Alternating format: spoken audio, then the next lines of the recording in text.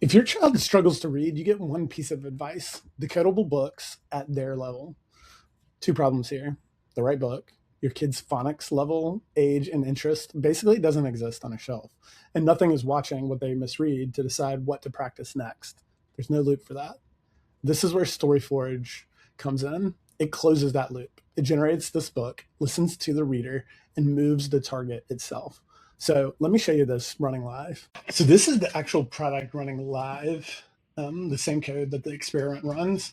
Ada's book tonight is built from the sound she's ready for. See the soft underlines? Those are her targets. She reads this page, and I'm going to score this like a typical read from the keyboard, so it's repeatable on camera here. We're going to say she had one miscue. How'd it go? This is what the kid sees. First, the kid's view. This is what they see. It's an easy, clear victory. Next, check out the adult view. It didn't pick this book at random. Here's why it chose this sound. You're also going to be able to see that this red cell down here is the exact sound that she stumbled on. Ada knows this sound now, and next we'll practice this sound. One read, miscue attributed, the mastery updated, tomorrow's target is now going to be moved. So one read, this is a loop or a party trick. Is this a loop or a party trick? Let's read again. So once more, on the new book, I'm going to also move this ahead by saying there was one miscue. And what we're going to see is, again, the kids reading.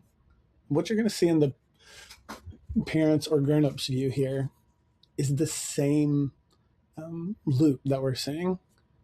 The rel along the top, the plan, generate, verify, read, assess, adapt. That's the 80K loop you just watched fire. Does adapting actually help? Or does it just look clever? No, we tested it. Same paired, seated simulated learners, the same benchmark probe every session.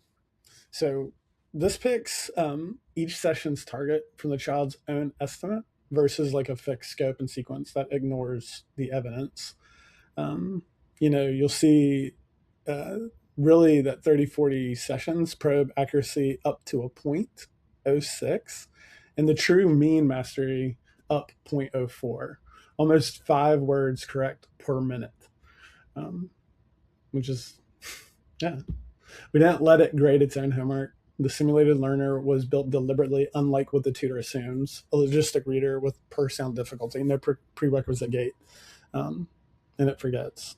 So decircularizing roughly halved the gaps, but they stayed positive across all 12 cells of the suite. One place, it's a wash. The count of the sounds pushed past the hard 0.95 bar. We log that, and we don't hide it. So it works. Can it also be something a kid wants to hold? And here's where the story is fully illustrated. Every page is guaranteed made from sounds they know. An LLM proposes the words. Deterministic Python verifies. Same discipline, 3 times. A decodability check that won't let an undecoded word ship. A palette verifier that proves every illustration stays on brand, and a doc assembled deterministically. These 3 guardrails that halt instead of quietly shipping something wrong.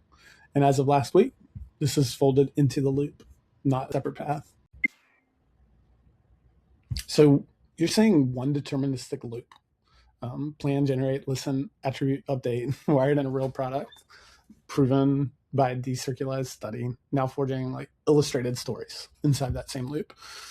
The whole offline suit passes green. It's built on 80K, agents for good. 5-minute win beats a 15-minute fight at scale here.